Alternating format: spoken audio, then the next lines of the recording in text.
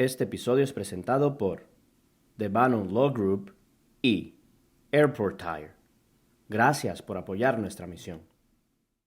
What's going on, guys? Welcome back to episode 9 of Yo Soy the Boss podcast Next G. Today, before we start, I want to thank our sponsors, Bannon Law Group and Airport Tire. Thank you guys so much for sponsoring the video or sponsoring this episode. And yeah, guys, today I have a very special guest. One of my best friends from college, and someone who's just been there for me, through everything. So this is Alma. So everybody, clap it up. Saludos. Welcome to the show, man. I'll just let you introduce yourself. Just tell everybody what you've been up to and what you got going on, man. Where do I begin? So, my name is Alma. I grew up, born and raised, Beaufort, South Carolina. Shout out. Better city, to be honest. It is. I'm 22 years old. I'm a senior at college. Well, I go to the silly school. It's a military college. Should we shout them out by name or no? Yeah, right. Yeah, Oh, yeah, okay. So it's called the Citadel. It's really popular more in the South. So if you are from around, the South, the Lowcountry especially, you know it by name. I got the ring, the band of gold. She's got the ring. Okay, I'll send a picture in. But just know, I worked hard for this thing. Here comes the case. You see, wood. Designer name is on it, but I'm not gonna show you my name right there. Yeah. Gotta gatekeep it. But yeah, for those of y'all who don't know, the Citadel is a military college, and I mean, it's just built off of you. It just installs so many things in you that when she said she worked hard for, I mean, she really did. Like, I know you worked really hard for it, man. And I'll let you go more into depth about it. So let's start with like the ring itself and what it means to me. So there's a lot of engravings in it. There's like guns, swords, sabers, as they call it. The actual state emblem, or like yeah. But what I really want to talk about is like they gave us 3 lines in the band. I'll send the picture in for better reference. But the first one, I did my favorite Bible verse, kind of describing my experience at the Citadel. So it was Proverbios. Sorry, I gotta look. 17:17. So, not to read off verbatim, but just to summarize, it just means like you're always gonna have friends, right? But through times of adversity, you're gonna create brothers. So like tighter bonds. So that's essentially the summary of my experience. Second line is my dedication line. So everything I've done, education, accomplishments, failures, I dedicate it to my parents and my 2 sisters. So it says, mis padres y AH. AH is like older, younger sister. And then, of course, who did the work? Me. I dedicated the last line to myself, AMOR 2VA 4. Yes, 24. So those were the 2 companies I was in. So I knobbed in. So my first year, there's a lot of terminology at that school that you got to go to know. But I started off with Victor Company, and that's how we met, actually. Shout out, bro.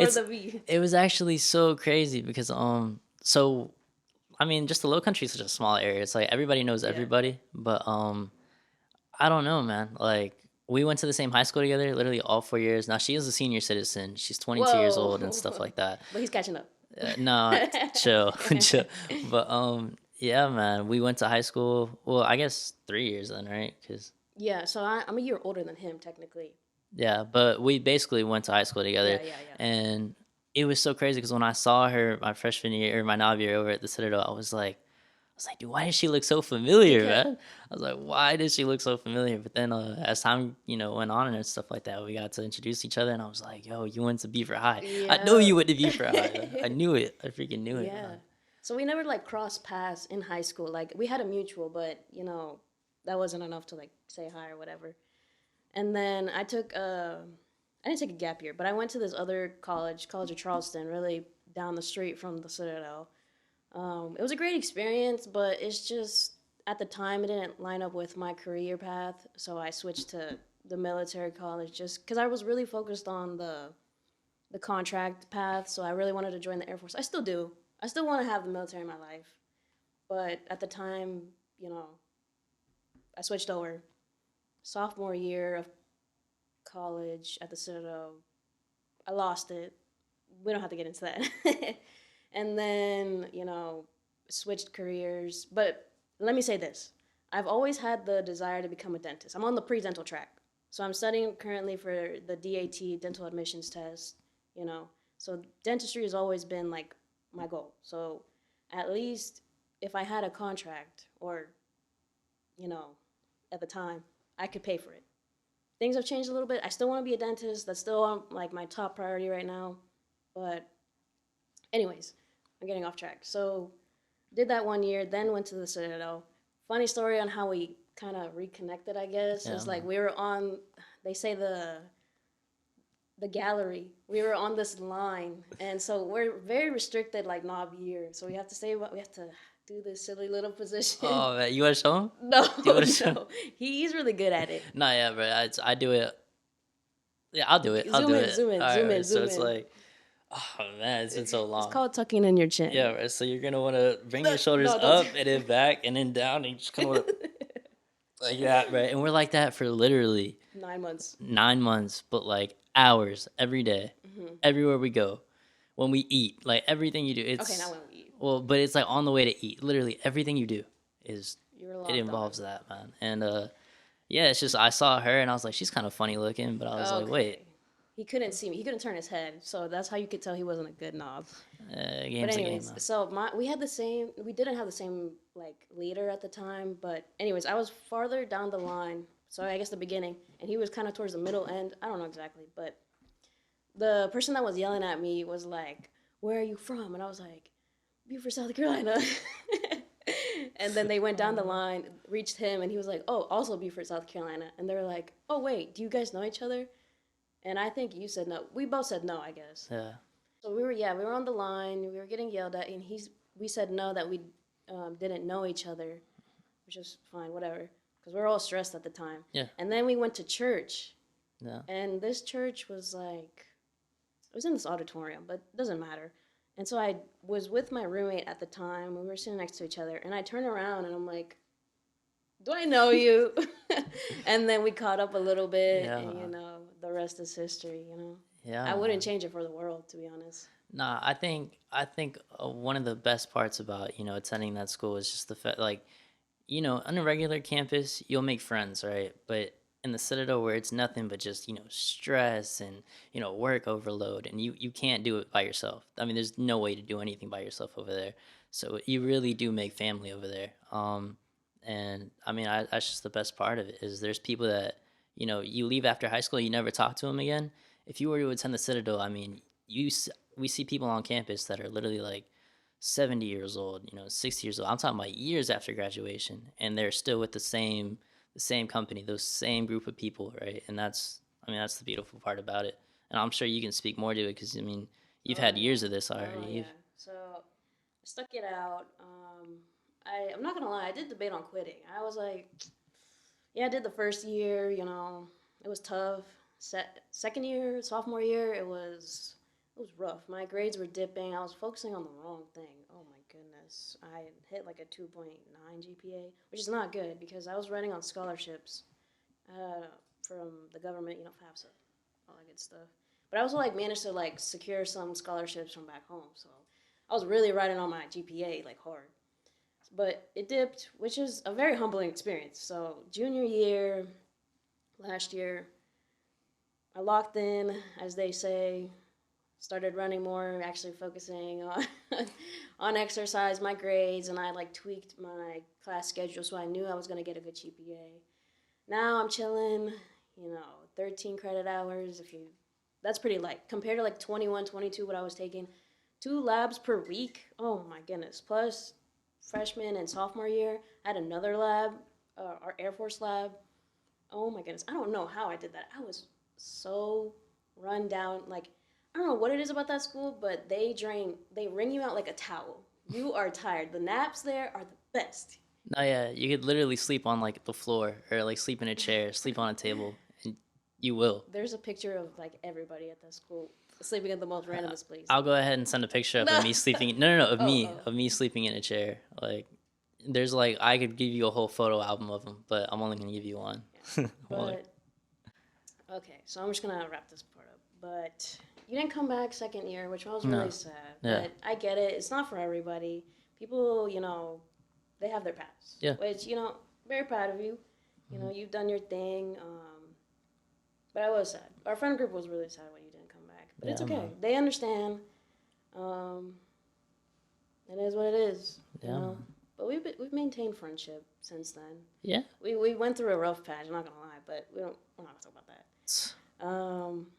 What else? Okay, so let me give you some highlights from the school, and then we can get into everything else. So, since I'm in the pre-dental track, right? I'm grouped in with like the pre-health, so like people that want to become doctors, physician assistants, vet peeps. We have like a whole like club for that. Pre-health society, Alpha Epsilon Delta, Tri Beta. I'm in all those 3 clubs right now. So I've been tracking every single one of those like Canvas pages. I don't know if you guys have that, right? Yeah. At USCB. And so I always monitor those pages. And one day I saw Kenya study abroad, and my friend Ashley Copelo. Sorry, I shouted out your last name, but That's wild. I just That is gave her wild. up. Name dropping is crazy. So she went the year before. So I went this past summer. So she went last summer. And she was telling me only good things about it. And our advisor, Dr. Imam, shout out to her. She is an absolute hustler, a go. She connected me to the best dentist that I'm working with right now. So I applied. And the thing, it costs like $5,000 plus the plane ticket just to go. And, money's tight. Everybody knows that. So I was really going on a whim of applying for the scholarship, and I got it, and I was so excited. I was like, oh my gosh. So they paid for the tuition. So they paid for the $5,000. I just had to pay for the flight ticket, which was $1,700. Not bad. I had that in savings, so that was secured. So I was really excited, really nervous. And then I went. I'll throw in some pictures, too. The pictures are insane. The culture shock is there. Jet lag, not fun. I'll say that. It's a 7 or 8.5 hour difference from here. Yeah. So I really had the time, when we got back from camp, to call my parents and, be like, hey, this is what I did, this is what I did. And they'd be like in bed. They're like, can you call like earlier? And I'm like, I can't. Anyways, so just to summarize it, we had worked from Saturday to Thursday because people over there, I guess anywhere, work really on the weekends. So last year, their problem was people couldn't come to the medical camp to get any service on the weekend because they worked. So we shifted our work schedule. It was still 5 days out of the 7. So I was in the dental tent. I'll send pictures. Oh my gosh, I'm so excited. I get so excited talking about this. And we only could afford or do 3 services: examinations, referrals, and extractions. Very limited, materials, tools, because we're in Kenya. A shilling is like 0.00017 to the US dollar. Damn. So very low, but even then, it's a lot of money to run a medical camp over there. So I did a few extractions. There's some crazy pics of me doing some extractions, injections with lidocaine into patients' teeth. It's very hard. Your wisdom teeth are really lodged back in there, depending on how they're impacting the rest of your teeth. So if they're like straight shooting to your molars like this, you really can't do anything. You really have to get surgery. But if they're kind of impacted this way, you can go in there and pull it out.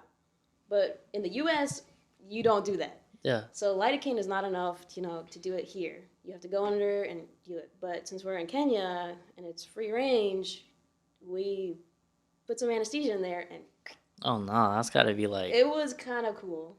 crazy, man. We were working with 4 dentists, so 2 were Kenyan, 1 was French, and the other was Nigerian. Still keep in contact to them. They're very all nice, and shout out to all of them. We had excursions on the weekends, so I went whitewater rafting, very scary. Oh my goodness. So there was these 2 cliffs, high point, and they all fed into this one point right here. All the white water was right there. Yeah. And the tour guide was like, all right, climb up here and jump here. Literally right here. Don't jump here, or around anywhere from what I just pointed at, because you'll die. well, he didn't say die, but you'll get hurt. So I was like, okay. I was the third person to go, too. You messed it up, didn't you? No. No? So I was like, I can't mess up the flow now. I gotta go. So I jumped in, shot out, was on my back, landed to the next river, and everything was smooth sailing, you know? Yeah. I was terrified. I'm not gonna lie. I was terrified. But I was like, listen, if I don't listen to him, the guy who has 10 plus experience being on these rivers, I'm done for. I'm cooked. Yeah, you're cooked, bro. Buddy, you're cooked. Buddy, you're cooked. So I did it, changed my life. I was like, I'll never do this again. Oh, nah. But there was like a bunch more cliffs I had to go through, so that wasn't the last one. Nah, That was fun. I went whitewater rafting in middle school in Costa Rica, and freaking the guide that was on there was like this point where it was like smooth, like the waters were less rapid, and they were kind of just showing us what happens like if you get in the water, how to get back. And they was like, I need a volunteer to go in the water, and I was like, all right, well, I'm not about to do it, but I was like, I'm sitting there, and I'm just like, oh, this will be cool. Tell me how. I mean, there's two guides. The one that's talking is at the front. The one that's not is in the back, and I'm sitting in front of the one that's in the back. And then so the one in the back just lifts me up by my life jacket, and he's like, he'll go. Mind you, I was probably like 90 pounds soaking wet in middle school. Like, I'm really small now. I was like miniature, but like then. And so, you know, the other tour guy grabs me. They throw me in the freaking water, man.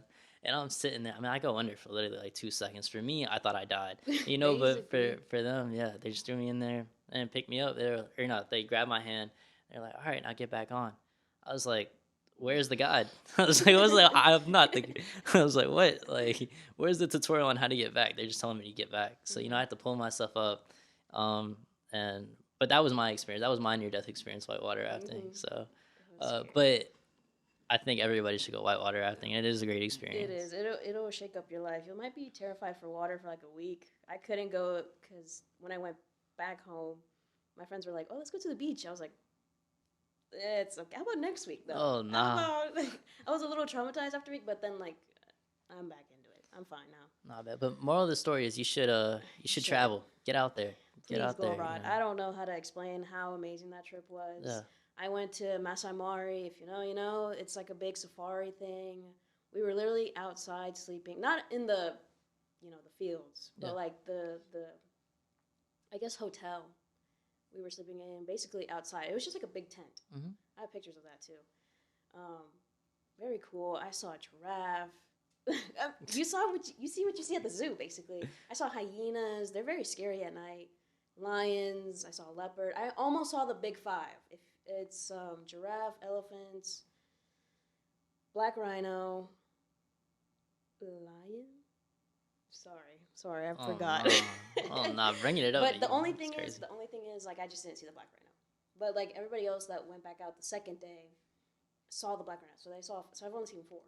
You missed the big 5? I wasn't feeling good that day, so I stayed back at the thing. So I was like, keep it chill.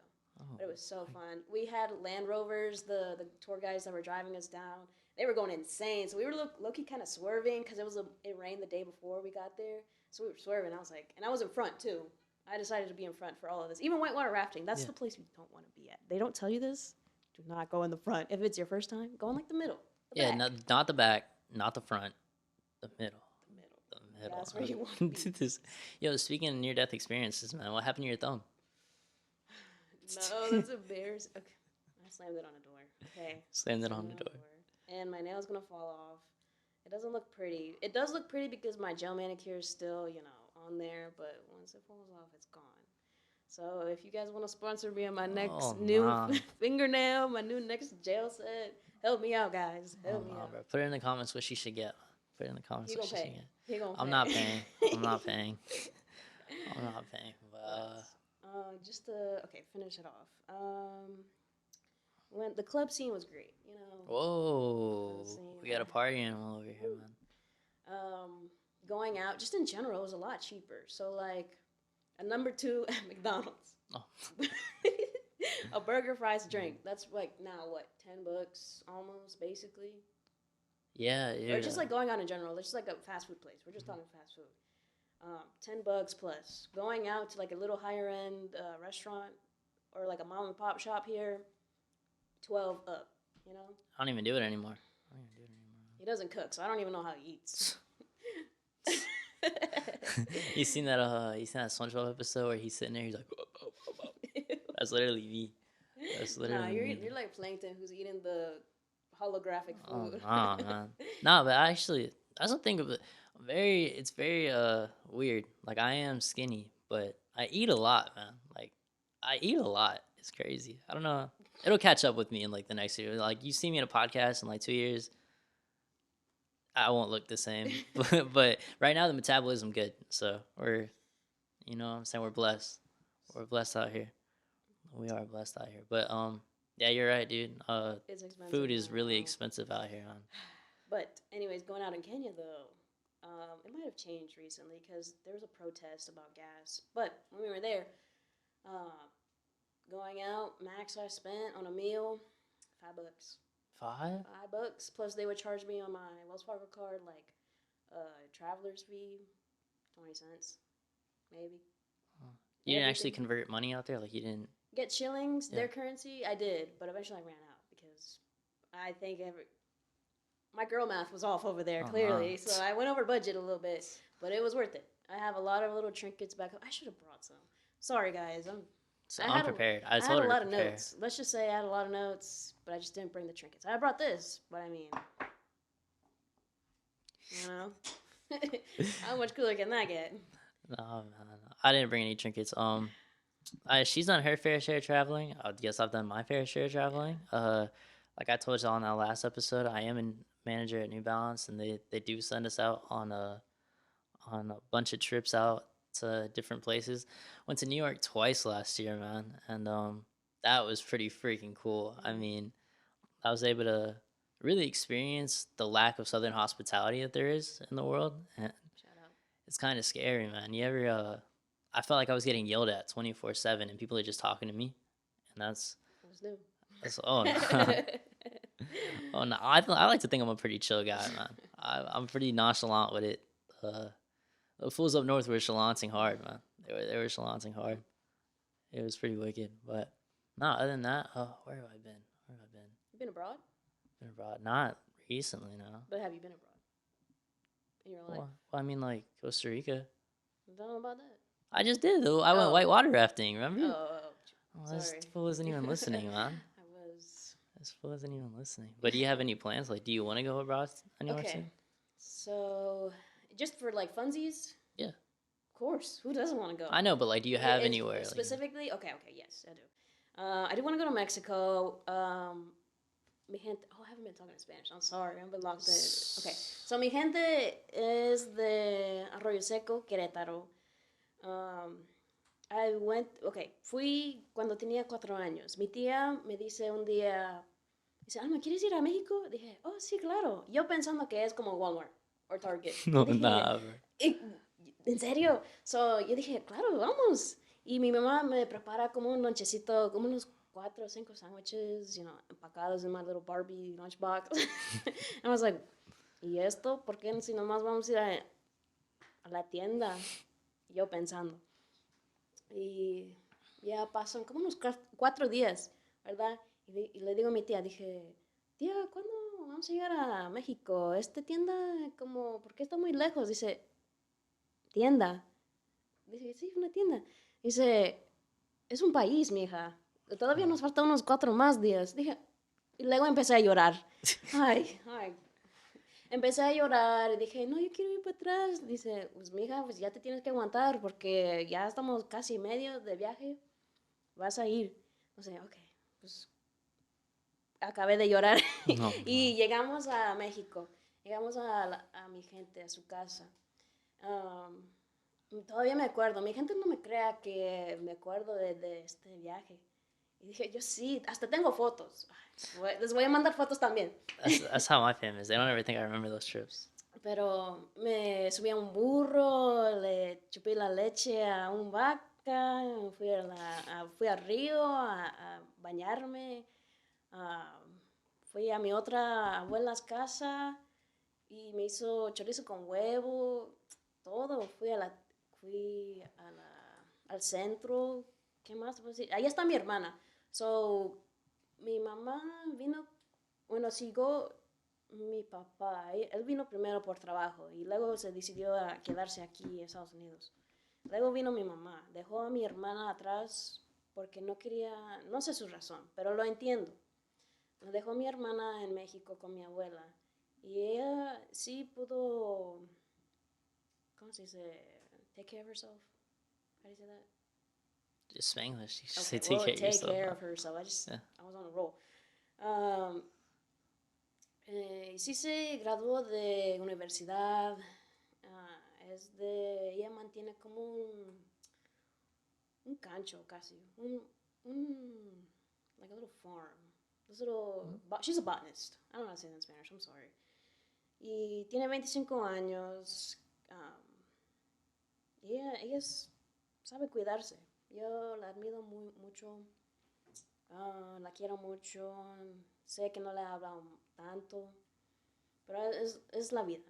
You know, estoy intentando. Quiero ir a México en este invierno, cuando está frío, no hay tanto calor, pero ahí me aguanto los baños. Me voy a enfriar, me voy a congelar así, bañando en medio de tener soap in my armpit, and I'll be like, guys, turn on the hot water, please. Pero ahí está mi familia, bueno, mi gente, decimos, uno de mis abuelos tiene un like a avocado farm con naranjas y todo eso. Otros abuelos, no sé qué hacen. Ya están bien viejitos. Pero yo les hablo, los quiero mucho. Saludos, mi gente. No sé si lo van a mirar este video, pero los quiero mucho. ¿Qué más les puedo decir? Quiero ir a México este winter for winter break. No tengo winter break. I'm going to graduate. Winter vacation, I guess. Oh, yeah, talk about that, man. How do you feel about graduation Oh, and life jeez. after, man? So Let's get existential with it. Nah. Existential. Okay, so yeah, I'm about to graduate in May. I'm very excited. Change is scary, like always. You know, nobody ever prepares you for it, and you know, I'm one of the few that actually go to college. You know, my cousins, they didn't go. They went. One of them went military. Don't talk to them much, but everybody else, you know, they went other paths, which is fine. But I do have a cousin that went to USC. Her name's Vanessa. Shout out to her. She graduated this past spring, so May 2023. She has her big girl job, which I'm jealous. She's in the public health realm of the world. But for me, I'm taking a gap year. I want to go dental assistant, get some training, because there are some jobs where like they offer you training, and you know they teach you how to be a dental assistant, but it's very rare. So I'm looking for that currently. But just the feelings behind graduation is very scary, because yeah, I'm gonna lose a lot of my friends, not in the sense they're gonna die, you know, or whatnot. It's crazy. I don't think anybody They're took it literally like gonna pass that. away Yeah, after nah, it's done. graduation. No. But no, some of them are actual like military contracts, so they're going their own path. They're set for life, you know, or however long they decide to, you know, be in that career. So I'm gonna, sorry, figure out the real world, you know, to stay in the dental route, Yeah. you know. But it is very scary. I do have a support system, but it's like, I don't know. These feelings are weird and new, and not a lot of people I know go through this. I mean, at least in my realm. Do you have like a message for basically everybody in your position right now? You know, all your peers and people that will be in your position soon. Like I know you have a mentee and everything, so. My mentee, I love you, mentee. I love you. But everybody else, well, we're in the same boat. So I mean, if we made it this far, we can go to some crazy places. So just stick it out. I'm no better, no worse, but I'm literally just a girl living in this world. I hate to say it. Life is short. Have fun. Let's see what's next. Yeah, man. And for all the dogs out there, No. just keep thugging it, man. Just keep thugging it For out. the girlies. Keep For barking. the girlies. Keep barking, man. Stay hard. Step on them dogs. That's wild. Yeah. That's wild. But Stand your ground. take it out of context, please. Take it out of context. But that's gonna be all for this episode. Again, I want to thank Bannon Law Group and Airports Hire for sponsoring, and yeah, I want to thank you again for coming on, Alma. Thank you. So thank you guys for tuning in again, and we'll see y'all next time. Okay, All right, ciao. Este episodio es presentado por The Bannon Law Group y Airport Tire. Gracias por apoyar nuestra misión.